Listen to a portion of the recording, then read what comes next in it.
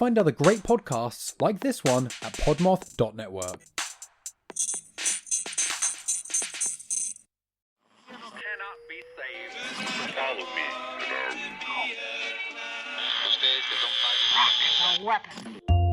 Welcome to The Ugly Radio on the Podmoth Network, a lo-fi sci-fi audio theater anthology series made for late nights and strong drinks. Join us monthly as we broadcast a pirate signal across time and space, featuring stories, songs, and frequencies from a rotating list of voice actors, writers, storytellers, and musicians.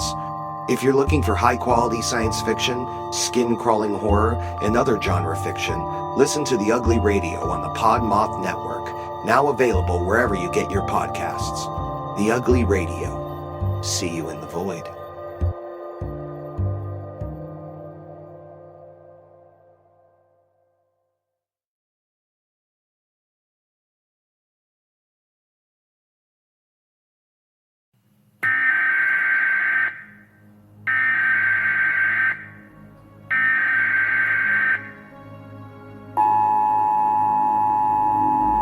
This is not a test.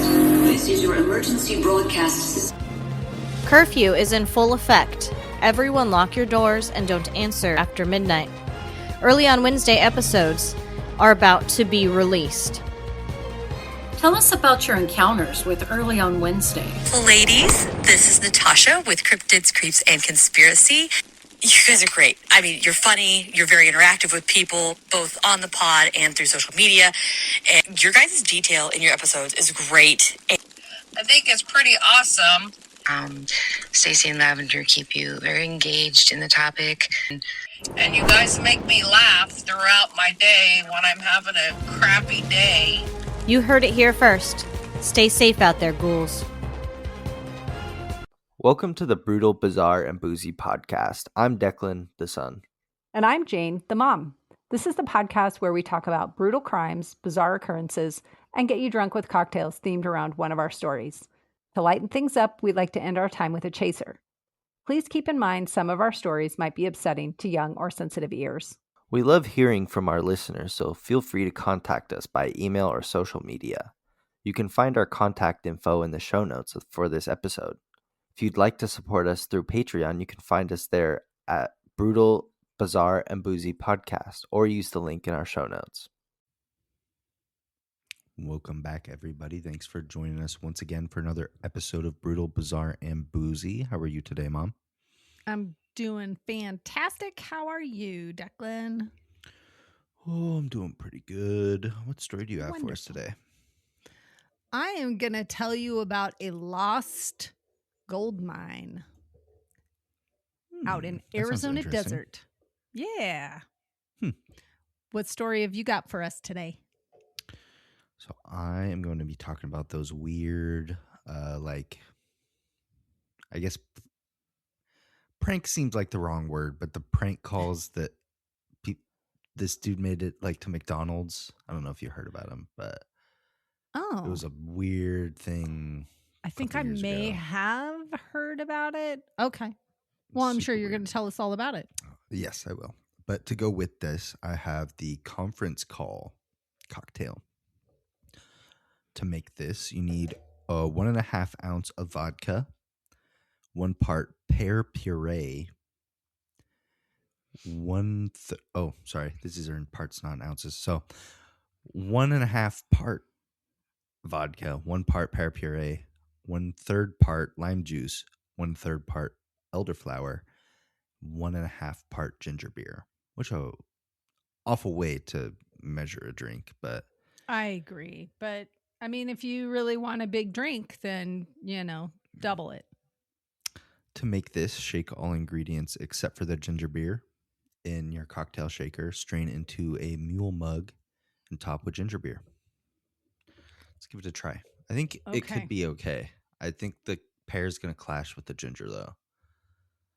I don't know. It might. Let's see.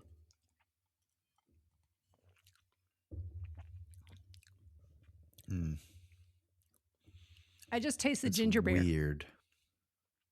I don't taste pear at all. I tried to stick to the 1.5 part. And I don't think I used enough ginger beer. So I just like, it's like a weird amalgamation of flavors that kind of clash. It just tastes like an average Moscow Mule to me. It doesn't taste like, I don't get pear at all. It's weird. I don't get the pear. And I used, because the recipe called for pear puree, I used baby food pear, which is pureed pear. What did you just and say? I don't recommend it. You put Gerber in that. Yeah. Chicken? Oh Yeah. my God. I don't recommend it. I would have used pear juice, except it specified pear puree. And so I went by the recipe and used pear puree. And it's basically the same consistency as like an applesauce. But it makes the drink thick because it should have been, if you fine strain it, then you don't get any of the drink. Just saying.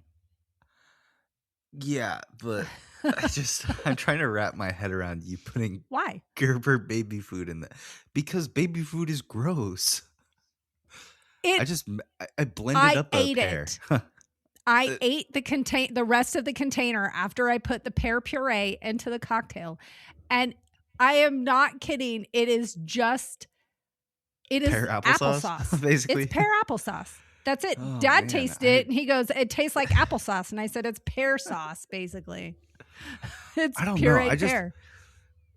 I just remember I was at an assembly one time and that everyone had to like try it between two different baby foods, and all like it is like apple blueberry or something, but it's still disgusting. Like it's it's fine. Consistency of it is weird. The fruit, yeah, the fruit ones. I mean, you eat applesauce. I am not joking. It is the exact same consistency as applesauce. I know, but it's the thought. Whatever baby food I tried was awful. Like it made me gag. I don't know what the fruit ones. The fruit ones would be the only one I would ever eat on purpose. Maybe it was like a beets or something. I don't know. Maybe you had chicken. Okay. Do they make chicken baby food? Yes. Oh, maybe that's what. Yes, it's just pureed meat. Yeah, it will. I was making sure not to get the meat one on accident because they're very similar in color. Oh my God. Okay. Let's get into this story before I throw up.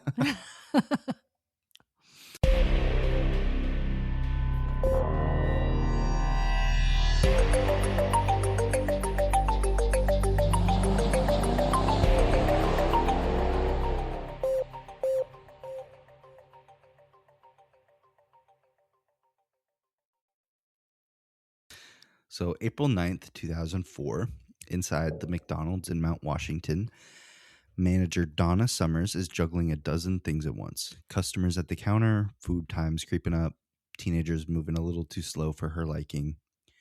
And then the phone rings. She answers expecting maybe a supplier, another store, someone calling about hours. Instead, the voice on the other end is calm. He says, "I'm a police officer." Just like that, the knight tilts off its axis. He tells Donna a customer has reported a theft.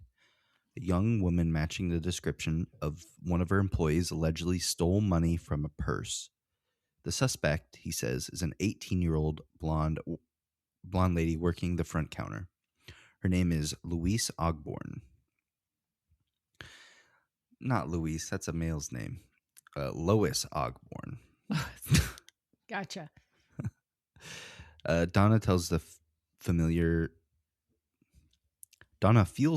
stab of panic as any manager would, especially if the police are calling and saying your employee is stealing. Yeah.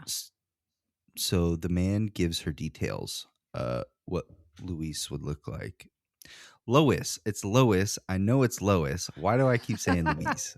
God damn it. Well, maybe, is it Louise? It's Or is it Lois? Spell it.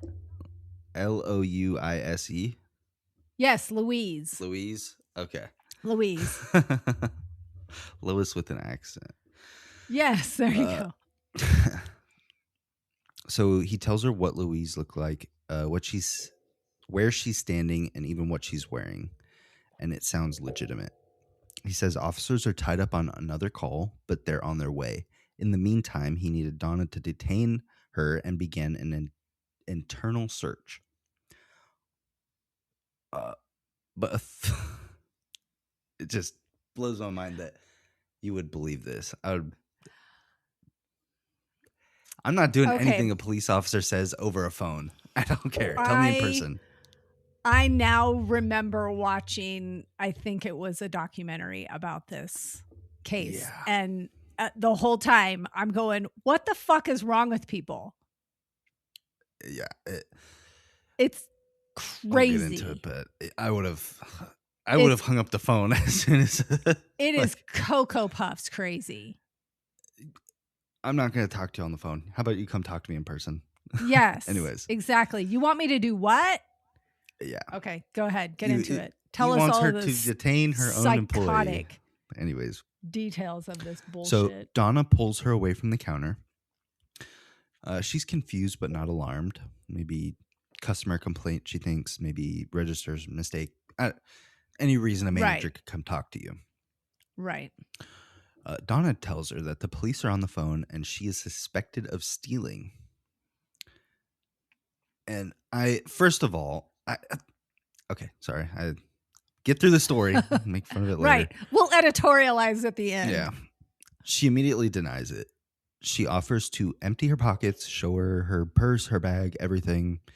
She's embarrassed and scared that she might lose her job. So she's obviously doing whatever she needs to. Right. Donna then relays this to the caller, and he isn't satisfied. He says he needs her to follow procedure.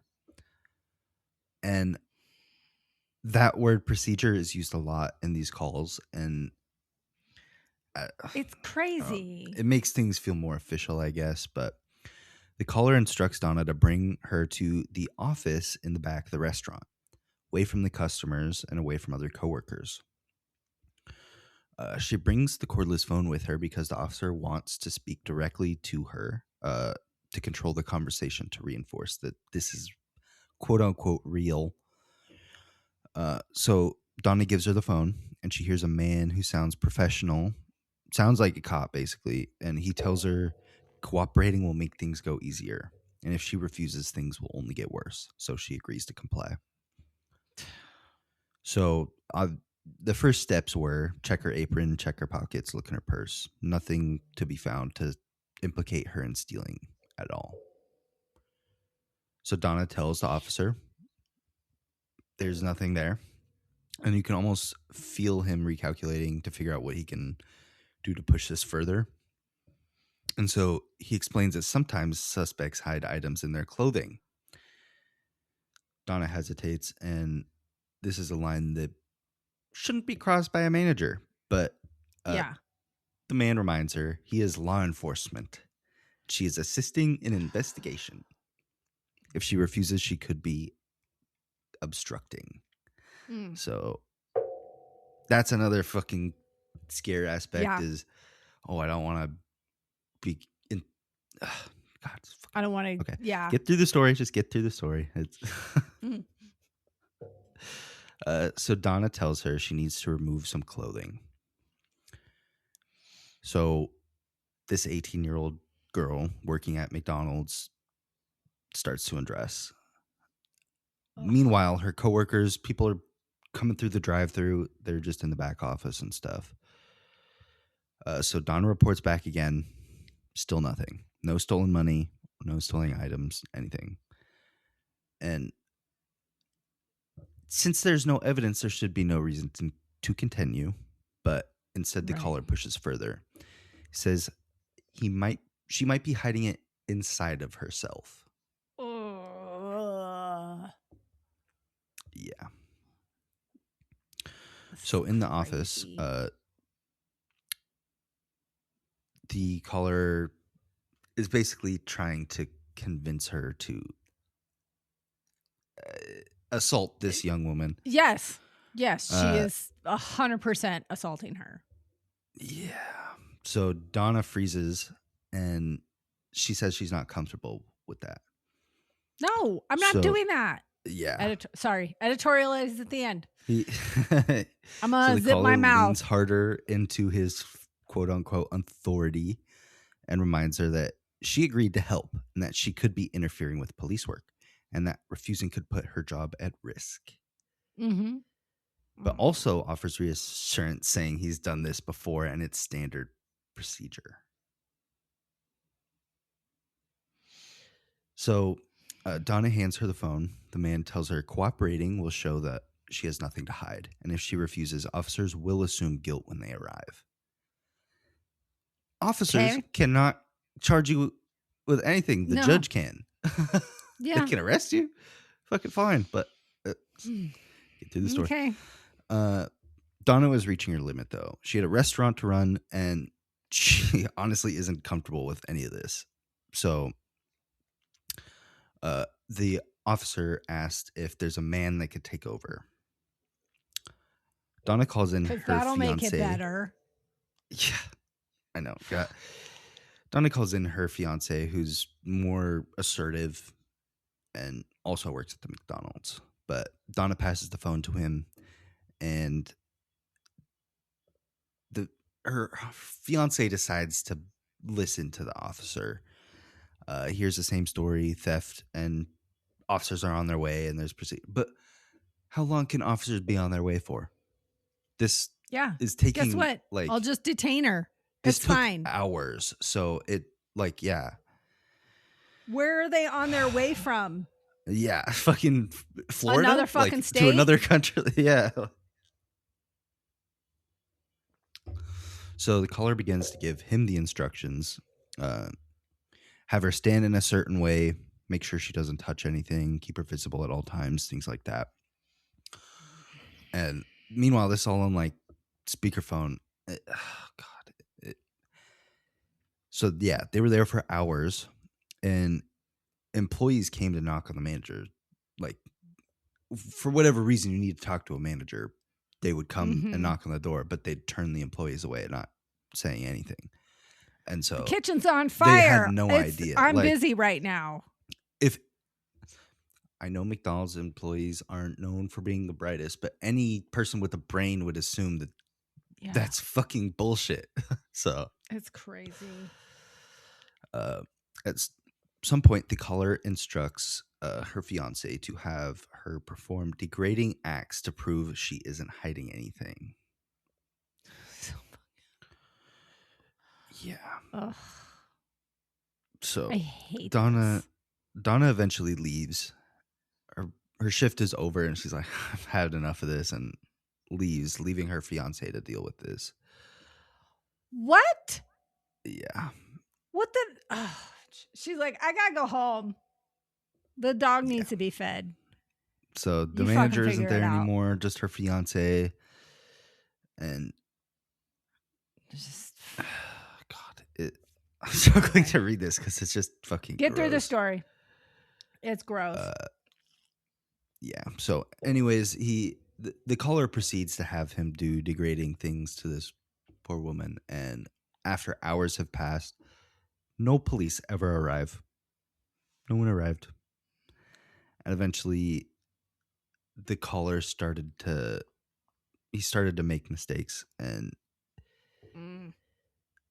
they ended up she called the actual police, and an investigation was started.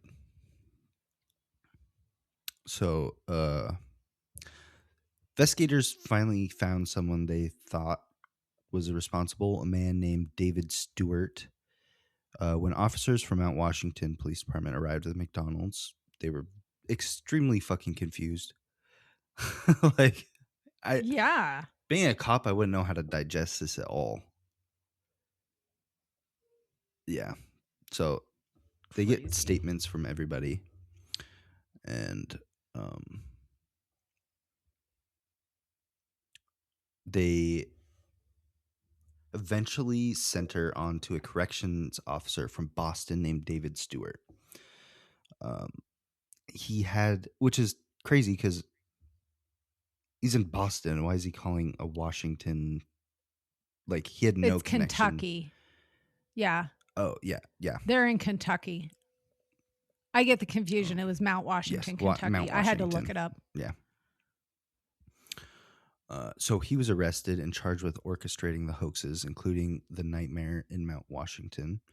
So this didn't just happen at the McDonald's there. It happened to several different McDonald's, all the same exact thing, like pretending to be a cop and orchestrating this assault of... God, it's fucking gross. It's so awful. Yes. So a lot of people compare it to the Stanley Milgram experiment, where he's telling people like, oh, if you don't do this, you're gonna get in trouble, or they're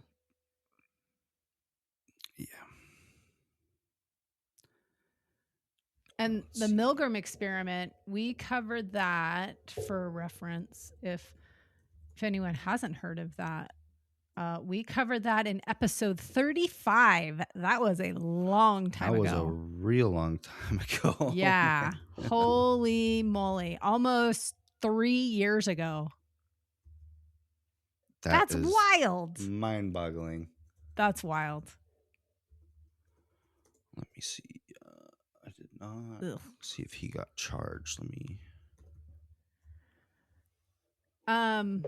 I couldn't remember. I like I said, I watched the documentary, which is called "Don't Pick Up the Phone." It's on Netflix, and I didn't remember that they had caught somebody. So maybe that wasn't included in the episode, or maybe it was. I don't remember because it was. I believe a while he ago was that I just watched a it. suspect. I don't think he was ever charged with it, but Oh, really? Let's see. This happened North Dakota, Kentucky, West Virginia, Indianapolis, Georgia. Another one at Georgia, South Dakota, Florida, Utah. Jesus, there's so many. All over the country. Yeah, there's 30 different U.S. states. Holy about shit. 70 different phone calls. Oh my God. Did he have a burner phone or something? I did not see why they couldn't tag him with that. I mean, using a burner phone would help. Oh, no, he if you're did gonna have a cover. burner phone, and that's how they suspected him, because they caught him buying it at Walmart in his Oh. correction officer uniform. Well, he probably was thinking nobody can trace the burner phone. Did he use the same burner for every call, I wonder? I'm not sure about that, but he was acquitted of all charges in 2006. Fuck. Due to lack Well, of not evidence. 6. Oh, yeah. Okay. When did this happen again? Let me double check. That would be a hard one to say. Oh, 2004 was the Kentucky Yeah, one. 2004. I would But they- recommend if was, like, anybody one wants of the first one. like more The- details of the case. The The documentary documentary is is really good, but it is fucking infuriating because you just want to reach through there and bitch slap the people that are doing this. And you just want, I mean, that poor victim, like that poor girl. And that's just one of them. Like, Yes, that's just one. over 70 awful. different calls. It's, yeah. It is Cocoa Puffs for sure. Ugh. And the fact I that don't like it. someone, I don't care. If you're a police officer, obviously I'll listen to you, but not over the Yes. fucking phone. You have no jurisdiction over the phone. What are you going to do? Come and arrest me Come- over the phone? Come talk to me in person, Talk motherfucker. to me face to face. And Yeah. if you want a suspect strip search, guess what? That's your fucking job. That is my not my fucking job. Yeah, I work at a Nope. McDonald's. My job is to make My burgers. job is to make sure that Susie Q doesn't steal all the money from the cash register and that the fries don't get burnt. Yeah. The end. Yeah. It does not Which involve is- strip searching. No. And part of the reason that first case is like the main one behind this story is that the dude, once Donna left, her fiance just kind of went a little. He kept going. He kept going and pushed some obviously legal or illegal boundaries. 100%. It's gross. Thing is disgusting. Yeah. Let's hear about your story. Thank you for not going into all of the gory, disgusting details about that. Yes. Because it is fucking infuriating. Yeah. It Ugh. is Okay. hard to read.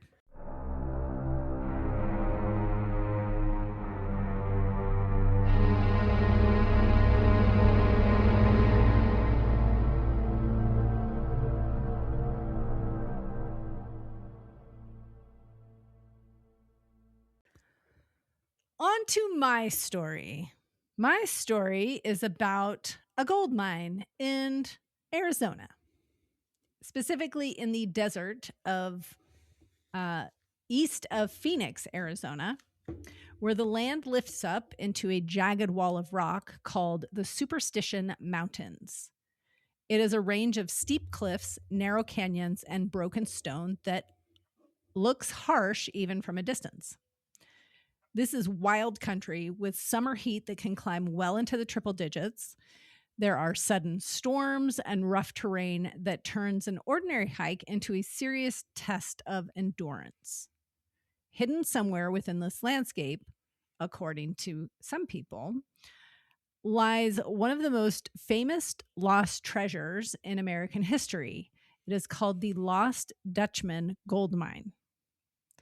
For more than a century, stories about this mine have pulled in prospectors, adventurers, and curiosity seekers, and the mountains have taken a heavy toll on many of them.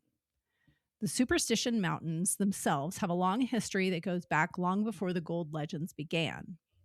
The range was formed by volcanic activity millions of years ago, leaving behind a collapsed caldera and eroded peaks that give the mountains their dramatic, broken appearance. Archaeological traces in the area, such as cliff dwellings, rock shelters, and scattered artifacts, suggest that earlier indigenous cultures once lived, farmed, and moved through this region centuries ago. Later, the Apache and other groups used the mountains as a stronghold, and some Apache traditions describe parts of the range as spiritually dangerous or cursed, a place where powerful forces dwell beneath the earth. Settlers new to the area heard these stories and began calling the range the Superstition Mountains, reflecting both indigenous warnings and their own growing collection of strange tales from the area. The gold story usually begins with a Mexican family named Peralta, who are said to have operated a rich mine in the Superstitions in the mid-1800s. And I say the gold story begins with that family, but there's a lot of question as to how, if any of these stories are true, or if they're just legends, or if any of these people were really involved in the story because it happened so long ago. But according to the legend, the Peralta family received rights to a large land grant that included parts of what is now central Arizona. They would periodically travel north from Sonora to extract ore from a productive mine hidden in the rugged canyons. Because this work took place in territory the Apache considered their own, the Peralta parties tried to be discreet and limit their trips to avoid provoking attacks. The final major expedition, often dated in stories to be in the late 1840s, is said to have involved a long train of pack animals loaded down with gold as they prepared to return to Mexico. Somewhere along the route, they were ambushed. Many versions of the story say the attack was by Apache warriors. Most or all of the miners were killed, leaving their spilled ore scattered across the desert in what was later called the massacre grounds. Over time, prospectors and fortune hunters combed the area of the supposed Peralta mine. Some claim to find odd pockets of rich ore, abandoned tools, or bones that they linked to the massacre story. Some accounts describe later Peralta family members trying to return to the mine with large groups of men in the 1860s, only to be attacked again in the mountains and driven away for good. After that, whatever maps or exact knowledge the family had about the mine's location were said to have been lost, hidden, or destroyed.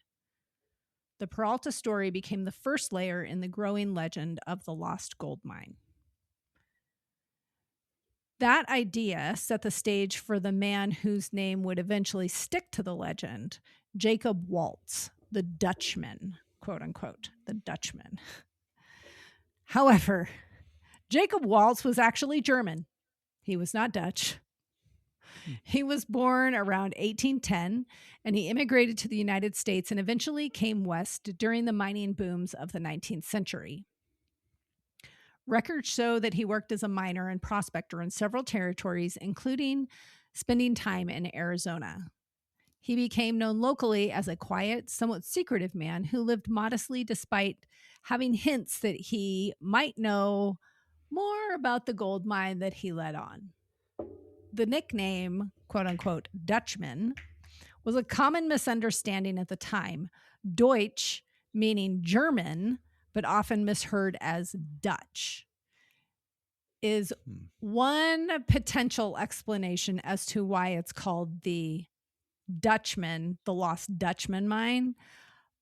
But nobody really knows for sure that it was called the Dutchman mine because they misunderstood Deutsch as Dutch, or if people really thought he was Dutch and got confused that he was actually German. Who the hell knows? I don't know, but it's called the Lost Dutchman mine, even though he was German. According to the most popular version of the story, Waltz learned of the old Peralta mine through a Mexican partner or a descendant of the family. And that person either showed him the location or gave him clues to find it on his own. From that point on, the legend says Waltz and sometimes a partner quietly worked a hidden mine in the Superstition Mountains, bringing out small but extremely rich loads of ore while never revealing precisely where it was. Different accounts disagree on whether Waltz actually had a formal partner at the time or simply used hired help, but many name a man called Jacob Weiser, who supposedly went into the mountains with him. Whether or not that's true, nobody really knows. In some stories, Weiser and other men were killed by the Apaches while traveling to or from the hidden location.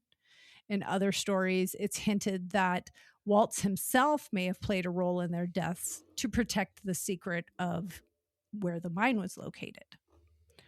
What most stories agree on is that Waltz occasionally showed up with ore that appeared unusually rich, which I'm not a gold miner.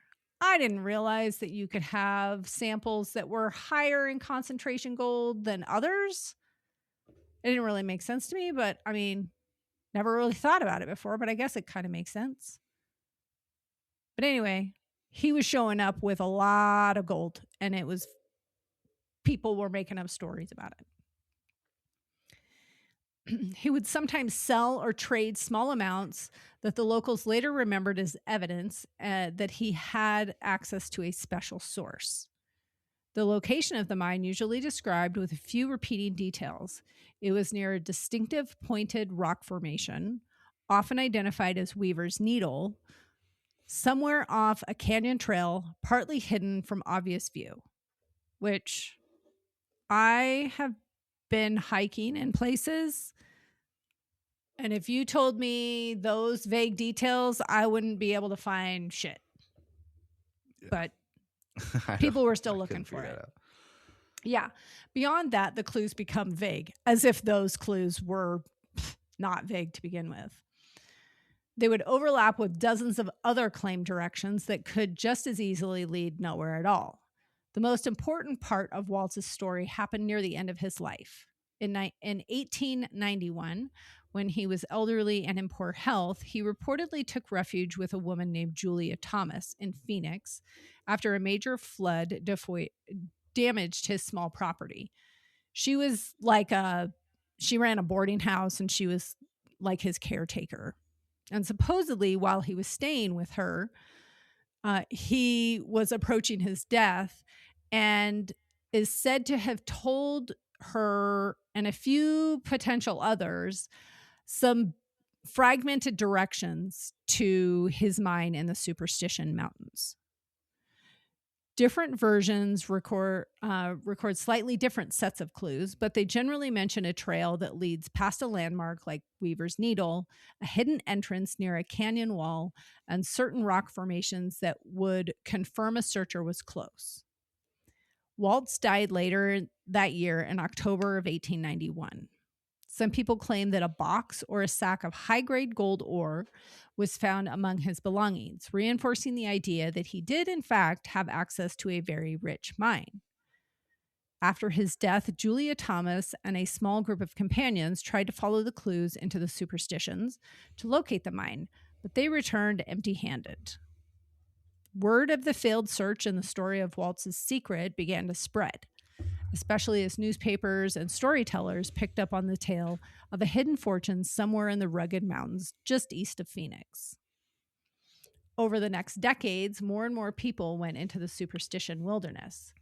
Each was convinced that they might be the one to finally match Waltz's dying directions to a real patch of rock and uncover the lost Dutchman's gold.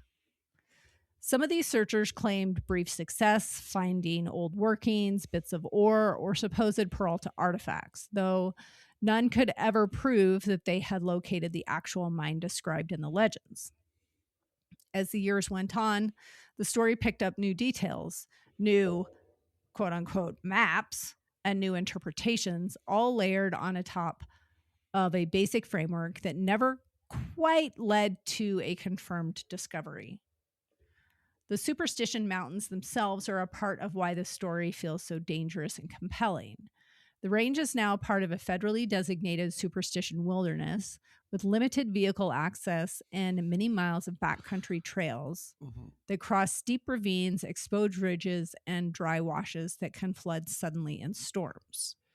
What is a superstition wilderness? It's an area outside of Phoenix. So the Superstition Mountains, I thought you they said broadened it. I really recognize super. I was like, yeah. I thought it was so like the park, coding. like a state park. Okay. That's the name of it. Like Willamette. I see now. I see. Yeah. Like Crater Lake National Park in the area around it. Yeah. This is the Superstition Mountains, and they broadened the footprint of it, and now it's called the Superstition Wilderness. Very confusing because of the name Superstition. Yes. Yeah. When I was researching this, I was like, what the fuck does that mean? And then I had to go back and go, oh, okay, I get it. The temperatures can shift quickly, and the rocky terrain makes it easy to get turned around, run out of water, or suffer an injury that becomes life-threatening when you are far from help. Local rescue teams and law enforcement have tracked multiple cases of hikers, climbers, and prospectors who vanished or died while exploring the area and searching for the lost Dutchman mine. Over time, the sheer number of mishaps, missing persons, and bodies recovered in or near traditional search areas has helped fuel the idea that something more than ordinary risk is at work in the mountains. One of the main questions people ask is whether the lost Dutchman mine has been found by someone who kept it a secret or whether or not it exists at all. Historians and geologists who have studied the Superstition region point out that the mountains do not show the evidence that would support a major gold mine imagined in the legend. Basically, they're saying geologically, it's not possible for there to be a gold mine as described because the rocks. I was say that, but I figured you would get to it eventually. Like, yeah, you'd either it'd be there or it wouldn't be, and geologists would find it. That's their job. Right. Like- And they're saying, no, it probably doesn't exist.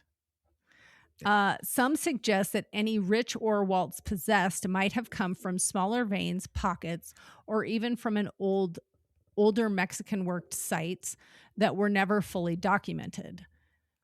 Or potentially that he had stolen those pieces from another mine that he worked on, but not reporting that it came from the other mine, because he did work on other mines. That makes and they're sense. saying, well, So your boss asks, it's like, no, this came from over there. It came from, yeah, exactly. This is my lucky gold nugget. Yeah. Others argue that the mine may have been more of a cache of gold stored or hidden in a natural cavity or abandoned site rather than a true ongoing operation. So basically they're saying there were big chunks of gold that were shoved into a hole in the canyon wall, and that's what he found, and that it's not like an actual naturally occurring vein of gold. Curses and supernatural warnings form another strong thread in the story of the Lost Mine. Apache traditions in the region include beliefs about powerful spiritual forces in certain mountains. Some stories say that a hole or a passage into the underworld lies somewhere within the Superstition Mountains, thus furthering the name Superstition Mountains. When those indigenous beliefs were retold and reshaped by settlers, they often turned into more generalized warnings that the mountains were haunted, cursed, or protected by spirits that would punish intruders who came seeking wealth. As reports of violent ambushes, mysterious death, and disappearances piled up, later storytellers began linking these events to a quote-unquote Apache curse on the mine and on anyone who hunted for it.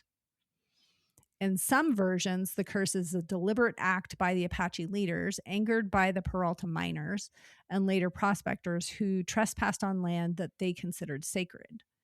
In others, it's simply the idea that the spirits of the mountains do not tolerate greed. Modern writers focus less on supernatural problems, pointing instead to the harsh realities of the landscape itself. I mean, if you're going to go out hiking, if I'm going out hiking, which I don't ever want to do, I'm not going to do it in the desert of Arizona where it's going to get 120 degrees outside. I'm not doing that. Yeah, no thanks. Right. The combination of extreme heat, limited water, sudden changes in weather, and complex topography can be deadly, especially for people who overestimate their abilities or underestimate the risks. In that sense, the curse becomes a metaphor for the way the mountains punish carelessness and obsession, claiming the lives of those who push too far into the backcountry without enough preparation. Stories circulate about searchers being found dead with packs of ore beside them, prospectors shot under unclear circumstances, or hikers who vanish without leaving enough clues to reconstruct what happened. Each new incident folds back into the legend, reinforcing the idea that the lost Dutchman's gold is tied to misfortune, and that the mountains defend their secrets fiercely. Beyond Jacob Waltz and the Peraltas, the myth has collected a supporting cast of other figures over time. There are the two discharged soldiers in the 1880s who reportedly showed up in town with a bag of extremely rich gold they said came from an old mine in the Superstition Mountains, only to disappear before they could lead anyone back to the site. Convenient. There is the story of a man sometimes called Dr. Thorne. He was supposedly taken blindfolded to a rich gold mine by the indigenous guides and allowed to remove as much gold ore as he could carry, and then he was brought back to his settlement. He was given a strict warning never to go back, only for him and his friends to die violently when they tried to find the mine on their own. There's some question as to whether or not that person even existed, though. However, More recently, other prospectors spent years tunneling into the mountainsides only to end up broke, mentally unstable, or dead after their efforts yielded little more than scattered traces of gold. In the 20th century, amateur treasure hunters and hobbyists joined the list. Some of them die in falls, from exposure, or under suspicious circumstances. And when I say suspicious circumstances, I mean several of them were found with bullet holes or decapitated or both. And because they were out hiking around and nobody exactly knew where they were going, there's no suspect to say this is the person who killed them. But there were quite a few like, oh, we found a body with bullet holes. Back then, what are you going to do? Like, you don't see CSI. Yeah. The mountains themselves continue to draw hikers, campers, and treasure hunters, and local museums and parks keep the story alive with exhibits, lore, and reminders about both the beauty and the risks of the area. Despite all the searching, there has never been a publicly verified discovery that both matches Waltz's description and produces the kind of ore people believe he had. So for now, the Lost Dutchman mine remains officially undiscovered. Thus, it's lost. I feel like if it was real, they'd have found it by now. Agreed. If there's even hints of evidence of there being gold there, people, geologists and shit like that would go find it. Yeah. But maybe the people who were close to finding it are the ones who were shot and decapitated. I mean, they just recently found like the biggest amount of gold like 2 years ago or something, I want to say. Oh. Like in China, it was like Arizona? Oh. No, it was like let's see, I can't remember the exact number, but it's a lot. Let me see. I would like to find a big deposit of gold. That would be fantastic. I would love that. Okay. 300 metric tons of gold. Whoa. Valued at approximately $100 billion. Oh. Yeah, I'd like to find that. Yeah. So maybe that's what's waiting down there. Maybe. Something like that, but I doubt it. What a bummer.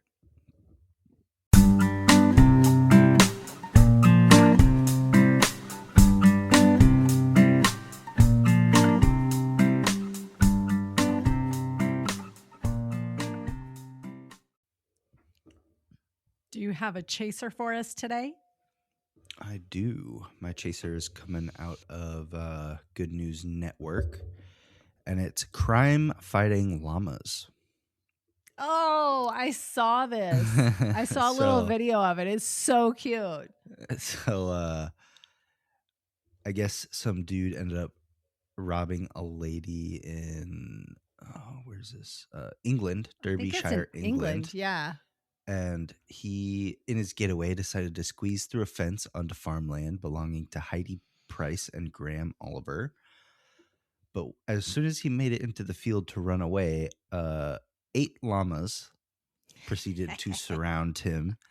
And he was so scared that he couldn't get away from them. And the farmer was sitting on the porch with his dog and heard the commotion of the llamas and decided to go check on him. And that's when he found the criminal who had stolen, surrounded by his llamas who were screaming at him. Basically, llamas make a weird noise. Crazy. So, Yeah, they do. and they're like 6 feet tall. So I would be scared too if I got attacked by 8 llamas. But yeah. So wild. He walked up with his dog and the dog started barking at him. And he was just so scared that he walked off into police custody. That's pretty bad when you're like, oh, my option are a gang of llamas or the police. I think I'll take the police. Yeah, I'm gonna take jail over the crime fighting llamas. That's Love so it. funny. What is your chaser? Joke. My chaser is a TV show, well, a show, watch recommendation. It's called The Night Manager on Prime. And it's a spy show where this guy is the night manager of a hotel, but then he gets recruited by the British government to become a spy and go behind the scenes to try and catch this arms dealer. And it's really good. The main character is played by, I think the name Tom Hiddleston, which is the guy who plays Loki in the Thor in Avengers movies. Yeah. Yes. And I did not recognize him. Without his long hair. He's got short blonde hair in this. Oh, really? And I was like, yeah. I'm like, weird. Oh, who's that actor? What's he been in? And I went, never seen him holy blonde. shit, it's Loki. Yeah, Weird. I did not see it at all. At all. And then I realized in the second season, his hair is a little longer and he looks like he could be the lost brother of Josh and Seth Meyers.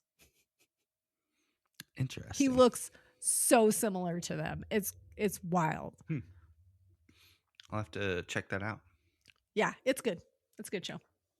Although the season 2 ended in not a great way. I was a little upset by the ending of season 2, but it definitely leads you into that there should be a season 3 coming up. Awesome. I'll have to check that out. It sounds super interesting. Yeah, it's good. Thanks for listening, everybody. Yeah, I enjoyed hearing your story, Mom, and I love you. Love you too. Bye. Hey, friends. Thank you for supporting our podcast. Please share our show with your brutal and bizarre friends. Give us a boozy follow on your favorite podcast platform. If you're feeling extra generous, we'd appreciate a 5-star rating or review as well. But maybe do that sober so all the letters are in the right place. You can find all our contact information in the show notes. We love hearing from you, and if you're interested in helping us stock the bar for our future boozy episodes, you can find our Patreon link in the show notes as well.